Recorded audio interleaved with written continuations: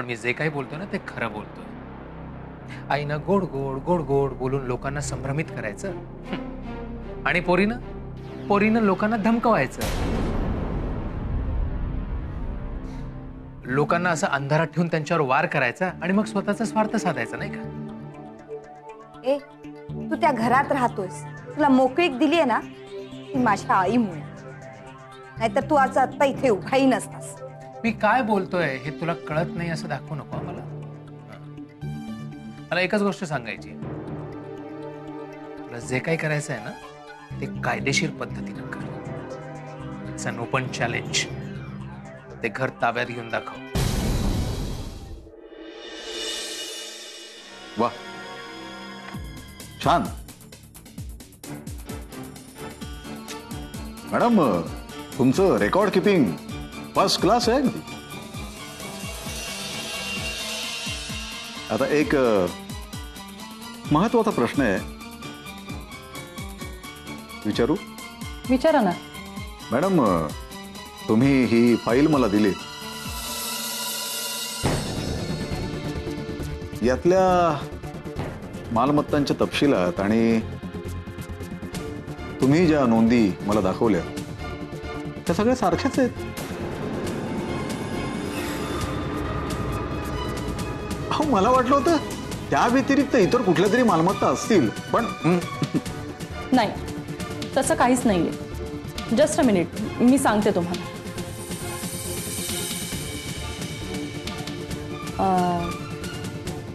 कल्याणची स्टीलची कंपनी, कोकणातल्या बागा आणि फार्म हाऊस,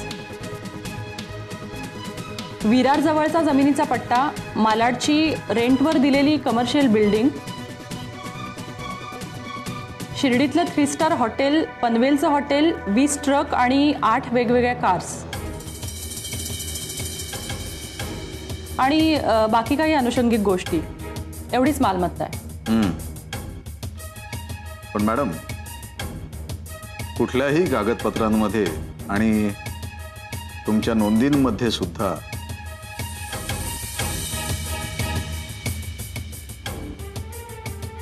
नाशिकच्या फ्लॅटचा आणि ठाण्यातले आमदार तरताटे यांच्याबरोबरच्या सामायिक मालकीच्या जमिनीचा उल्लेख नाहीये. Madam,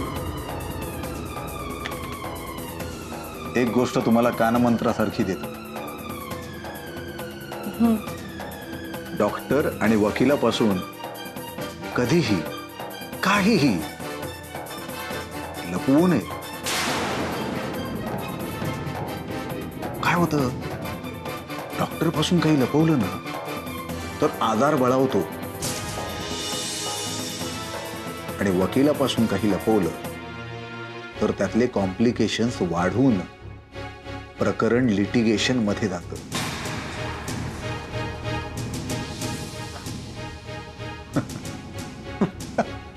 law is great. आपण बघतो अनेक मोक्याच्या ठिकाणी अशी अर्धवट बांधकाम आपल्याला दिसतात. याचं कारण तेच आहे, योग्य वेळी वकिलाला योग्य गोष्टी स्पष्ट न केल्यामुळे ही अवस्था येते.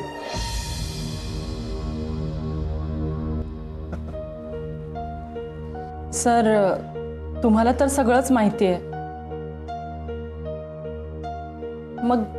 मग माझ्या तोंडून का वधवून घेताय हे सगळं? मला हवंय की या मालमत्तांविषयी शंतनू रावांनी काय निर्णय घेतले आणि फायनली या कुणाच्या वाट्याला गेल्यात? नाही, कल्पना नाही. कसली? या मालमत्तांची की मालकी हक्कांची? मालकी हक्काची. म्हणून त्या तुम्हाला स्पष्ट करायच्या नव्हत्या.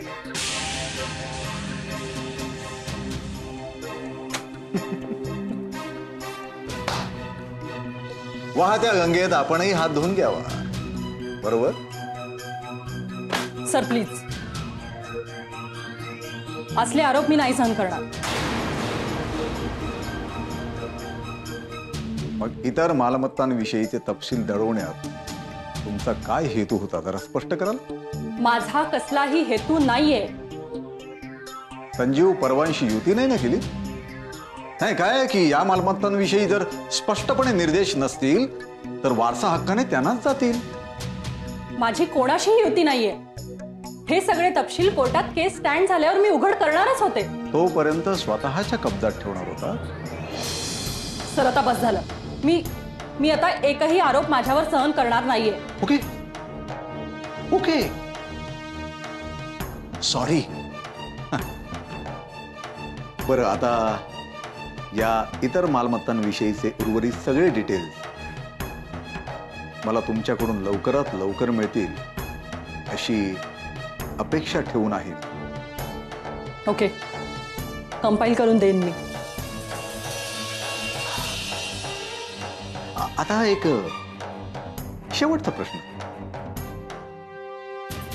या इतर मालमत्तांविषयी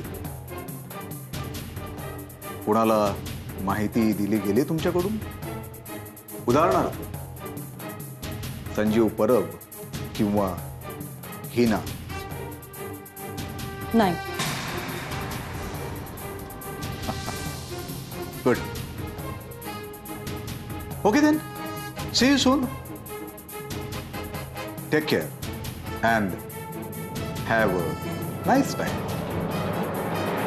सुख पाहता लोचनी.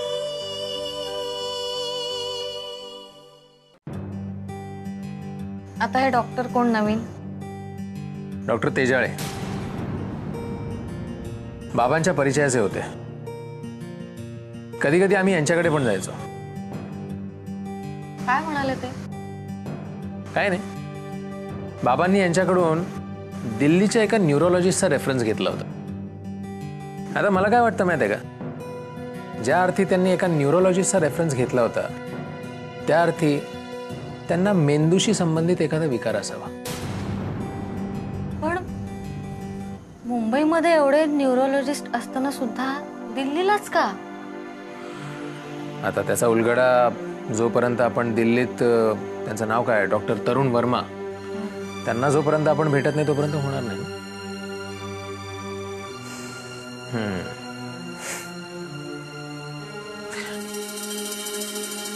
असं तर नसेल ना की स्वतःच्या ऐवजी दुसऱ्या कोणासाठी ते न्यूरोलॉजिस्टकडे गेले असतील, म्हणजे हिनाला शॉक बिक देण्यासाठी वगैरे?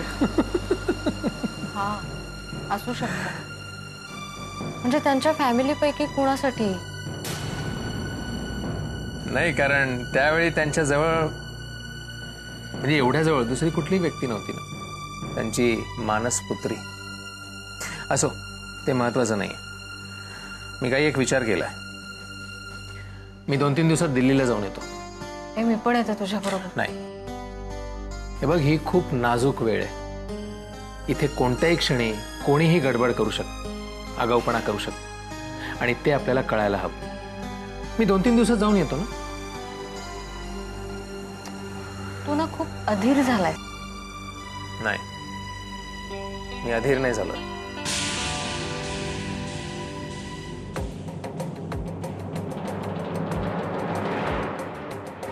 हे ब्रह्मे, या काळात जी काही चौकशी करणार आहेत,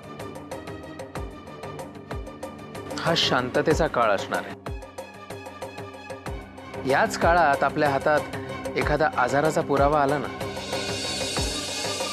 तर त्या आधारे आपल्याला अजून एक दावा दाखल करता येईल. आपल्या केसला बळकटी येईल आणि मग बाबांचा मृत्यू संशयास्पदच होता या आपल्या दाव्याला अजून पुष्टी मिळेल. याच आधारे आपल्याला दंडवते आणि महाबळांविरुद्ध सुद्धा तक्रार दाखल करून त्यांना बॅकफुटवर टाकता येईल. थोडक्यात काय, तर मी माझी बार्गेन पॉवर वाढवतो.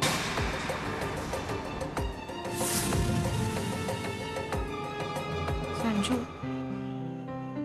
तू ज्या वाटेने निघालायस ना, त्याची भीती वाटते मला. श्वेता, श्वेता,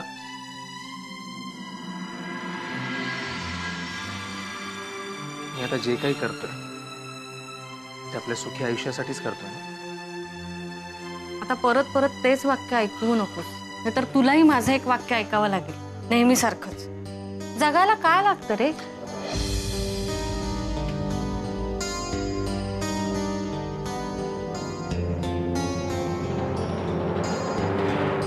सुख पाहता लोचनी.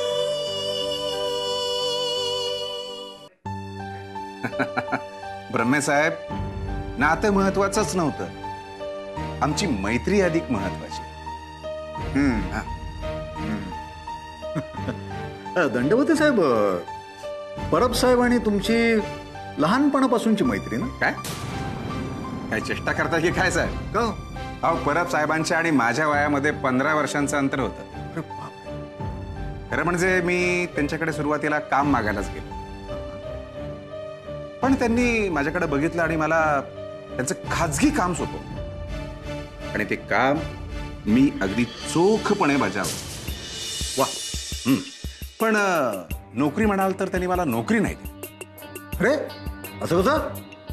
त्याचं खाजगी काम इतकं चोख बजावलं तरी तुम्हाला नोकरी नाही दिली त्यांनी? कमाल आहे. खाजगी काम होतं. त्यानंतर तुम्ही नेमकी कोणती कामं करत राहिला? म्हणजे खाजगीच कामं करत राहिला? दंडवते साहेब, अशी कोणती खाजगी कामं करायचं तुम्ही? अहो, त्यांच्या कौटुंबिक जबाबदारी. कौटुंबिक जबाबदारी कसं काय? ओ, मिसेस परबनं जाऊन 17 वर्ष झाली. त्यांचा मुलगा त्याने घर सोडून 8 वर्ष झाली. आणि अलीकडच्या काळात तर परब साहेब एकटेच राहायचे ना? बरोबर आहे तुमचं. मग या कौटुंबिक जबाबदाऱ्या कोणत्या? अहो साहेब, तुम्हाला तर माहितच आहे ना की परब साहेबांचे सरोजताईंशी संबंध होते की नाही? मग त्यांना जर काही जाऊन पोचवायचं असेल सरोजताई, ते काम सगळं माझ्यावर घ्यायचं. त्यांना प्रत्यक्ष जाऊन ते काम करणं शक्य होतं का? नाही. समजा त्यांच्यासोबत कुणी त्यांना पाहिलं असतं तर ते पाहणं त्यांना परवडलं असतं का? ऑब्व्हियसली नाही. त्यामुळे ती सगळी जबाबदारी माझ्यावरच पडली. बरोबर. म्हणजे नोकरी नाही दिली तुम्हाला, पण एका नोकरापेक्षा थोडा वरचा दर्जा होता तुमचा. ब्रह्मेसाहेब, मी मित्र, त्यांचा जवळचा मित्र होतो. दाखवायला आणि कामं करून घ्यायला. एनिवे, हा माझा मुद्दा नाही. माझा मुद्दा वेगळा आहे. माझा मुद्दा हा आहे की इतक्या किरकोळ संबंधांसाठी आणि इतक्या किरकोळ कामांसाठी त्यांनी एवढी मोठी किंमत का मोजली?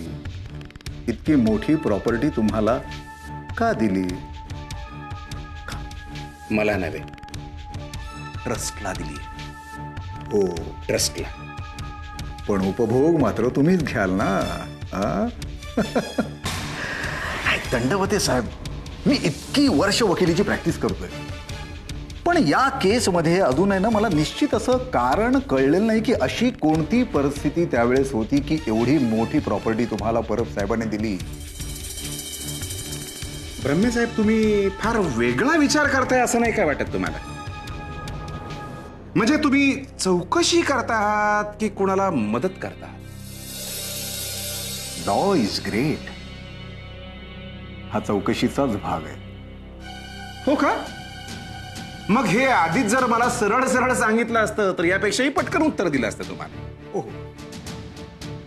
हे बघा ब्रह्मेसाहेब, परब साहेबांची एक मोठं सामाजिक कार्य निर्माण करायची खूप इच्छा होती. आणि त्यासाठी त्यांनी मला एक सामाजिक संस्था काढायला सांगितलं. त्याचे संस्थापक सभासदही ते आहेत, त्याची नोंद होती. हो हो हो. मग आता मला सांगा, परब साहेब गेल्यावर त्यांच्या जागी त्यांच्या मुलाची वर्णी लागणार की सरोजताईंच्या मुलीची? हा अधिकार माझ्या एकट्याचा नाहीये, सगळे ट्रस्टी तो अधिकार घेणार आहे. शिवाय परब साहेबांनी घालून दिलेल्या नीतिनियमानुसारच संस्थेचं कार्य चालतं. सामाजिक कार्याविषयीची आणि सुधारणेविषयीची परब साहेबांची अतिशय ठोस आणि प्रामाणिक मतं होती.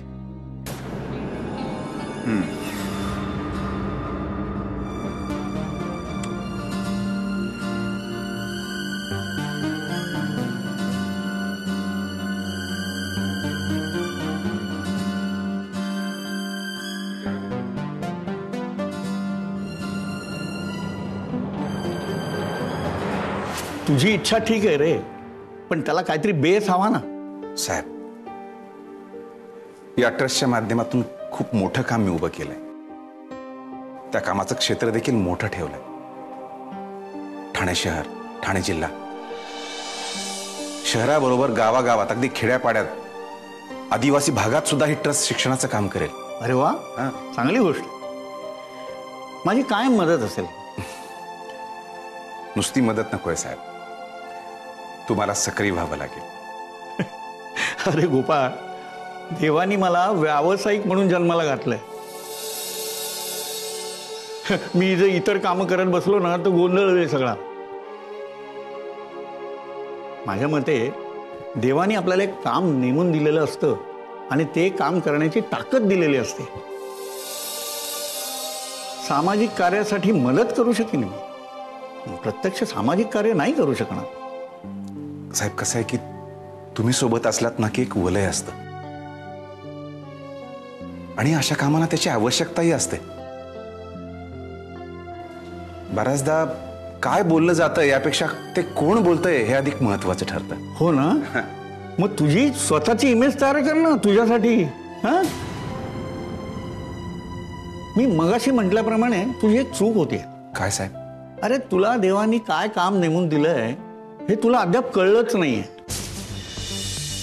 आणि म्हणून काय होतंय माहितीये का, सामाजिक कार्य करताना राजकीय फायदा बघतोस तू आणि राजकीय काम करताना मास बेस नाही असं रडगाणं लावतोस तू. साहेब, तुमचा जर मला आर्थिक पाठिंबा मिळाला ना तर मी राजकीय क्षेत्रात भरपूर काहीतरी करून दाखवू शकतो. गोपाळ, माझ्या आजूबाजूला असलेली सगळी माणसं आहेत ना, त्यांची मी क्षमता ओळखतो. दिलीपमध्ये मला राजकीय आखाडा जिंकण्याची ताकद दिसते, म्हणून मी त्याच्या पाठीशी उभा आहे. तुमच्या बळावरच तो मोठा होतोय. हे बघ, त्याची स्वतःची क्षमता होती म्हणून मी त्याच्या पाठीशी उभा आहे. तू तुझी क्षमता ओळख आणि ती जर समाजकार्याची असेल तर ट्रस्टच्या माध्यमातून काम वाढव. मोठं काम करायला आमदार किंवा खासदार व्हायला लागतं असं काही आहे का? ठीक आहे, तुम्ही म्हणताय तर मी माझं सगळं लक्ष यापुढे मी समाजकार्यातच घालेन. पण मला तुमच्याकडून एक शब्द हवाय की या ट्रस्टच्या कामासाठी मला तुमचा भक्कम आधार हवाय. अरे केव्हाही सांग, असं कार्य उभं करायला असा कितीचा पैसा लागतो, उभा करून देईन मी.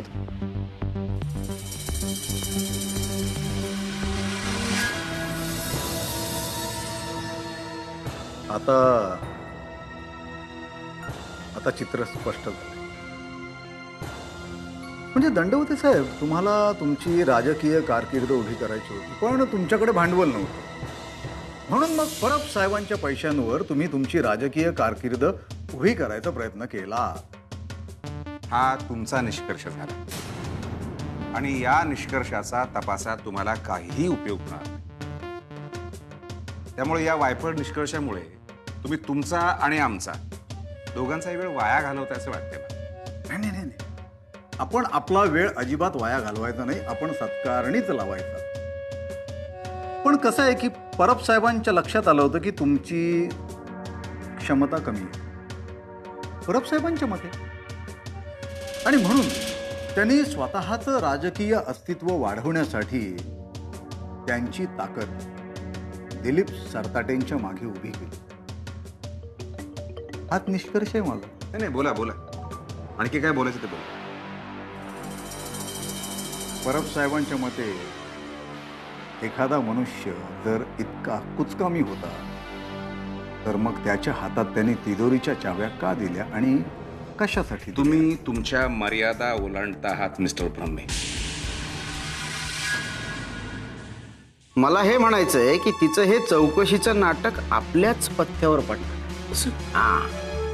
पण आता तुमची पुढची महत्वाची काम, बोला सर. सगळ्यात पहिलं टार्गेट कुणाला करायचं आहे हे मी ठरवलं. त्याचं नाव तुम्हाला देतो. नाव तुमच्याकडं आलं की तुम्ही उपग्रह त्या दिशेने सोडायचा. त्याचं उठणं बसणं, त्याच्या भेटीगाठी, त्याची सगळी ट्याव या सगळ्या गोष्टी रेकॉर्ड झाल्या पाहिजे. झालं म्हणून समजा. हा, तुर्तास तुमचा उपग्रह विकास ब्रह्मेच्या मागे असू द्या.